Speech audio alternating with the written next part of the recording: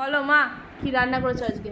আজকে আছে ভাত, ভাত, কলমি শাক ভাজা, কলমি শাক ভাজা। তুমি কাঁকরোল ভাজা করোনি আজকে? হ্যাঁ, আলু পেঁয়াজ পোস্ত, আর এদিকে ডাল।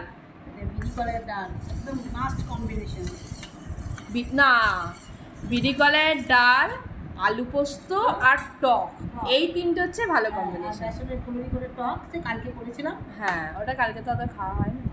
অতটা শেষ হয় না। আর না, টকটা কালকে থেকে আজকে বেশি ভালো লাগে, কারণ কালোর ওটা মজে নি, না।